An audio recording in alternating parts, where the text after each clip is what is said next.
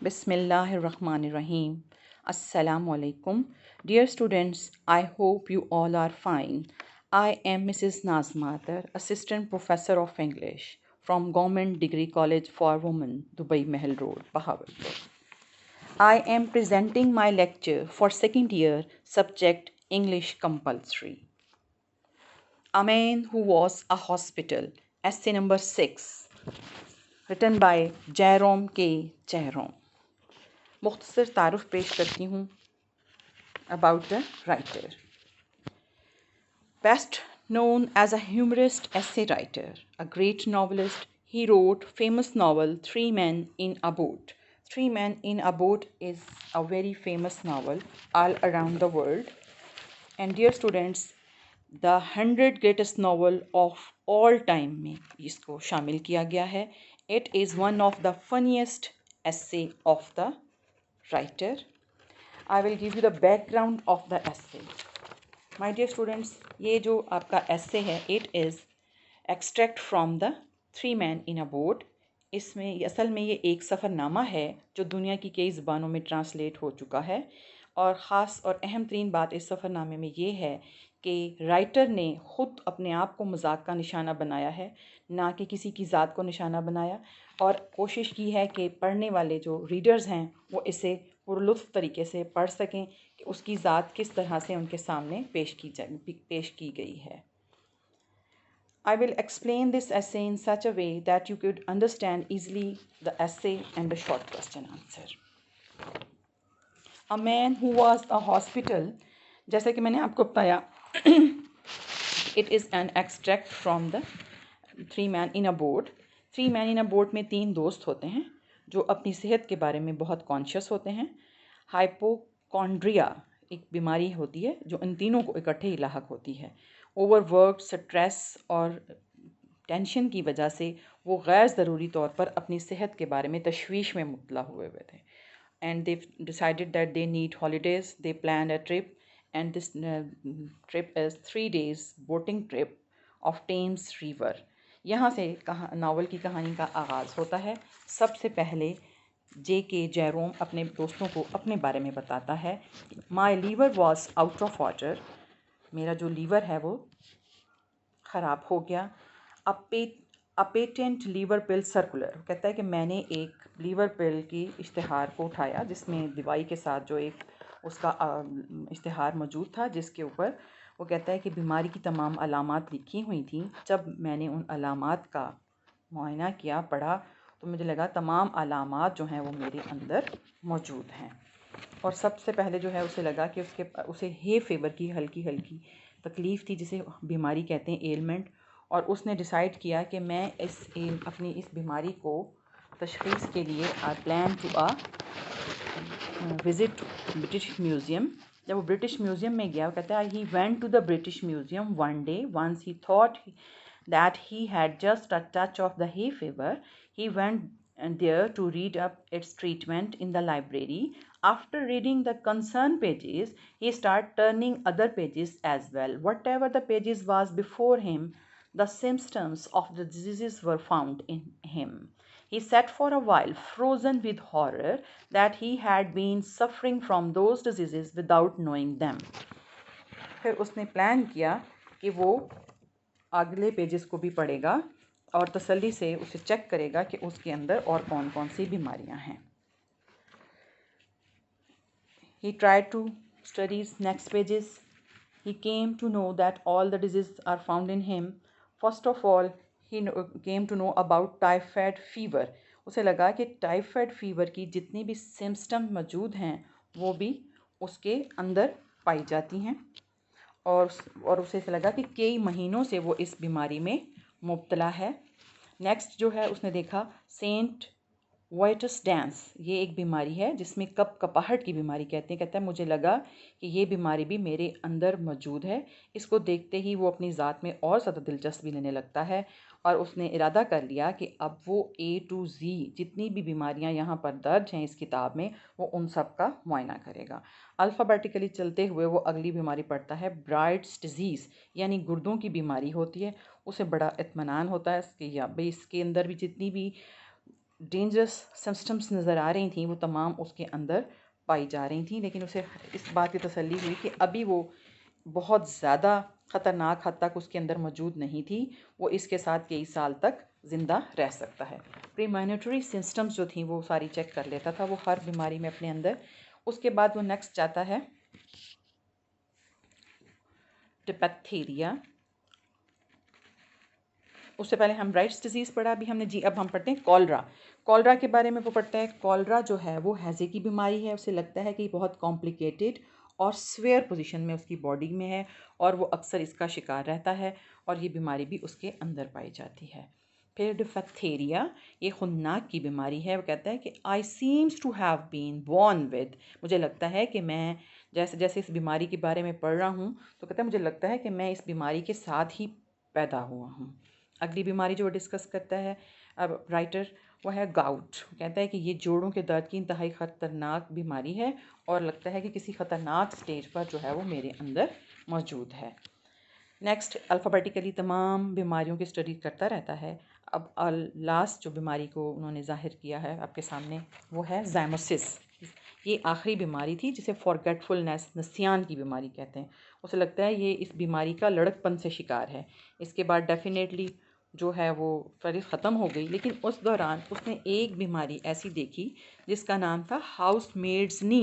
Y this invidious reservation. उसने कहा कि ये क्या हुआ कि मेरे अंदर ये बीमारी क्यों मौजूद नहीं है। आई ग्रू लेस सेल्फिश, थोड़ा सा अपने आप को लेस सेल्फिश किया, यानी खुद गर्जी पर काबू पाया।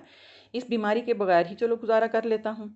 Determine to do without housemaids नी, उसने कहा कोई बात नहीं, इसके बीमारी के बगैर ही फैसला कर लेता हूँ कि बाकी तो इतनी सारी बीमारियाँ मेरे अंदर मौजूद हैं, एक हाउसमेड नी जो है वो हाउसमेड्स नी जो है वो मेरे अंदर नहीं है। अब उसने तिब्बी नुक्ता नज़र से जब अपने आप में दिलचस्पी ली, अपने आप का मुआयना किया, तो उसे ऐसे लगा I was a hospital my self. उसने कहा मैं तो अपने आप में अगर देखूं तो मुकम्मल तौर पर हस्पताल की सूरत अख्तियार कर गया हूँ। फिर उसे लगता है कि an acquisition to a medical class, कि मैं मेडिकल क्लास के लिए एक बहुत आला किस्म की एक्विजिशन हो सकता हूँ। वो मुझे पढ़ने के बाद वो बहुत सारा इल्म मेरी ज़ात से हासिल कर सकते हैं। They could walk around me to take their diploma, यानी मेरी ज़ात का मुताला करके, मेरी ज़ात से तमाम बीमारियों की अलामात को स्टडी करके उन्हें MBBS या बड़ी डिग्रियां हासिल करने की ज़रूरत नहीं है, वो मेरे से ही अपना डिप्लोमा हासिल कर लेते हैं। उसके बाद वो कहता है कि जी मैंने फिर फ़ैसला किया कि I should examine my self, कि मैं अपनी ज़ात का मुआयना करूं। तो उसने अपनी ज़ात का मुआयना किया। First of all he tried to felt my pulse, उसने अपनी पल्स जो है वो ट्राई करने की कोशिश की। तो क्या देखता है कि उसकी जो पल्स है उसे वो नहीं पल्स मिल जाती है, लेकिन बहुत तेज़ रफ्तारी से वो जो है वो जा रही होती है।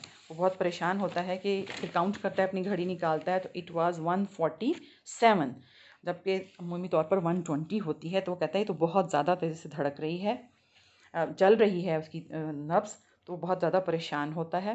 तो उसके बाद सोचता है कि अब मुझे अपना दिल चेक करना चाहिए कि मेरा दिल भी चल रहा है कि नहीं चल रहा। वो कहता है I tried to feel my heart, I could not feel my heart, it had stop beating. उसने कहा कि मुझे लगता है I could not my heart, कि मेरा जो दिल है वो मुझे मिला ही नहीं। It had stop beating. फिर वो उसे तलाश करने की कोशिश होता है। I patted myself all over my front, my waist up to my head. कहते हैं मैंने अपनी तमाम छाती, सीने से लेकर सारे सर तक अपना दिल तलाश करने की कोशिश की, वो नहीं लगा और वो नहीं मिला, और मुझे ऐसा लगा जैसे मेरा दिल जो है उसने धड़कना बंद कर दिया है वो। लेकिन फिर मुझे ख्याल आया कहीं ना कहीं होगा ज़रूर। वहाँ थोड़ा सा मजाक क्रिएट करने की कोशिश करता है, सूरत हाल को एग्जेजरेट करता है कि मैं अगर ज़िंदा हूँ तो दिल धड़क रहा है, काम कर रहा होगा। फिर वो क्या करता है, try to look at my tongue, फिर अपनी टंग जो है उसको देखता है और जितनी ज़ुबान वो बाहर निकाल सकता है वो अपनी ज़ुबान को बाहर निकालता है।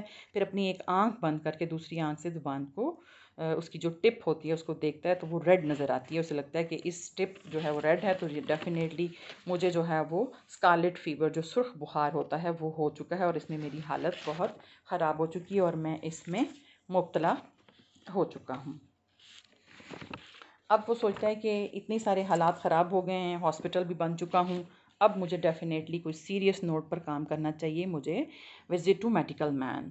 आई went to medical man, he is an old chum of mine, यानी कि वो अपने मेडिकल मैन से मुराद है यहाँ डॉक्टर के पास जाता है, वो उसका पुराना दोस्त होता है और जाके उसको बताता है कि आज तुम्हें प्रैक्टिस का बहुत आला मौका मिला है। 1700 of ordinary common place patient से जो तुम्हें मालूमात हासिल होती हैं या प्रैक्टिस हासिल होती है वो मुझ अकेले पर आज आपको मिल सकती है। मैं मुकम्मल तौर पर एक हॉस्पिटल हूँ और बेशुमार बीमारियाँ मुझे लाहक हैं। इवन वो डिस्क्राइब करता है उसको इस इंसान में कि कौन सी बीमारी है जो मेरे अंदर नहीं है। अगर मैं तुम्हें बताऊँ तो तुम्हारी उम्र ख़त्म हो जाएगी, तुम दुनिया से चले जाओगे और तुम्हें पता चलता रहेगा कि मुझे कौन सी बीमारियां हैं। फिर उसे बताता है कि मुझे तमाम बीमारियों में मैं मुब्तला हूँ। फिर कहता है what is not the matter with me, I house maids knee everything else however I have got. वो कहता है, नोट कीजिए, what is not the matter with me, कौन सा मामला मेरे साथ नहीं है, house maids knee everything else however I have got, ये हाउस मेड नी के अलावा जितनी भी बीमारियां हैं वो मेरे अंदर मौजूद हैं। अब दोस्त जो उसका होता है वो समझ जाता है सारा मसला कि ये ओवर कॉन्शियस तो पहले ही था अपनी हेल्थ के बारे में। फिर वो उसका मुआयना करता है। He hit over the chest butted me with the side of his head, उसका मुआयना करता है, उसके सीने पे हाथ मारता है, अपने सर की टक्कर भी थोड़े से साथ लगाता है। शायद वो राइटर को रिलैक्स करना चाहता है, लेकिन राइटर को उसकी ये शरारत अच्छी नहीं लगी कि उसने उसके साथ ऐसा क्यों किया। अब उसे पता चल जाता है कि ये बहुत ज़्यादा जो है बीमार है। वो उसको एक प्रिस्क्रिप्शन लिख कर देता है और प्रिस्क्रिप्शन उसको हैंड ओवर करता है कि ये ले लो। अब राइटर क्या करता है कि प्रिस्क्रिप्शन जो है बग़ैर पढ़े ही अपने हाथ में ले लेता है और केमिस्ट की दुकान पर चला जाता है। जब वो केमिस्ट के पास जाता है, जहाँ वो सेलमैन को पकड़ाता है, जो सेल्समैन होता है वो कहता है I do not have it cooperative store plus family hotel, कि आपकी अपने जो मुझे प्रिस्क्रिप्शन पकड़ाई है, मैं सॉरी इसको मेरे पास ये नहीं है, ये कोई कोऑपरेटिव होटल कोऑपरेटिव स्टोर वाले और फैमिली होटल वाले इसको एडजस्ट कर सकते हैं। राइटर ने दरअसल वो नुस्खा जो है वो खुद खोल कर देखा नहीं होता। अब वो क्या करता है कि नुस्खा जब खोल कर देखता है तो नुस्खे को पढ़ता है, लिखा होता है कि 1 pound beef steak every 6 hours, 10 mile walk every morning, bed at 11 sharp every night, and don't stuff your head with things you don't understand। वो लिखा होता है कि हर 6 घंटे के बाद 1 पाउंड गाय का गोश्त खाइए, 10 मील सुबह की सैर कीजिए, रात को ठीक 11 बजे सोना है और अपने जहन को ऐसी चीज़ों से पाक रखना है जिनकी आपको समझ नहीं आती। My dear students, in the end line जो है एंड लाइन्स में जो लिखता है, I followed the directions with the happy result, my life was preserve and still going on. वो कहता है कि मैंने उसकी तमाम हदायत पर अमल किया और बेहतरीन खुशगवार नताइज सामने मरतब हुए, मेरी ज़िंदगी जो है वो बच गई और अच्छी सी गुज़र रही है। अगर आप नोटिस करें तो बहुत बेहतरीन अंदाज में जो राइटर है उसने अपने ऐसे को रैप अप किया है। The writer acted upon his advice and live a healthy and happy life and satisfied life. He said that it is very good experience to follow these instructions। वो कहता है कि अपने आप को एक उसने मैसेज दिया है अपने ज़ात के ज़रिए अपने स्टूडेंट्स को, अपने पढ़ने वाले रीडर्स को, कि अपने जहन में ऐसी चीज़ों से पाक रखना चाहिए जिसको आपको समझ नहीं आती। यानी जो लास्ट लाइंस हैं उनमें जो वो कहता है, इवन के नुस्खे पे जो लास्ट लाइन आप देखिए, यू डू नॉट अंडरस्टैंड, यानी don't stuff your heart, you do not understand, यानी कि हम जो चीज़ नहीं समझ सकते उन्हें उस पर हमें ज़्यादा सर नहीं खपाना चाहिए, अपनी ज़िंदगी को सिंपल और इजी रखना चाहिए। बहुत शुक्रिया, thanks for watching. Now come to the homework. As you know very well, you are on summer vacation, COVID-19 is all around, and now we have presented this essay for you. You have to prepare this essay. My dear students, आपने इस video को देखने के बाद अपनी text जो है उसको आप पढ़ेंगे तो आप इजीली अंडरस्टैंड कर जाएंगे कि जो मैं स्टोरी आपसे डिस्कस की है और जो सवालात उसके बाद आप जो हैं सामने आएंगे शॉर्ट क्वेश्चन आंसर, तो आप उन शॉर्ट क्वेश्चन आंसर को वहाँ से खुद लिख सकेंगे, इंशाल्लाह आसानी से अंडरस्टैंड कर सकेंगे। कोशिश कीजिए कि टेक्स्ट को ज़रूर पढ़िए और फिर शॉर्ट क्वेश्चन आंसर को डिस्कस करिए। और उसके बाद आपने देखा होगा कि आपकी बुक के एंड में लिखा हुआ है कि वोकैबुलरी दी हुई है, तो आपको ये वोकैबुलरी जो है वो लर्न बाय हार्ट करनी होती है। वोकैबुलरी जो है वो आपके ऑब्जेक्टिव पेपर में MCQs की सूरत में आपके सामने आएगी। बहुत शुक्रिया, thanks for watching, stay safe and blessed, अल्लाह हाफिज़।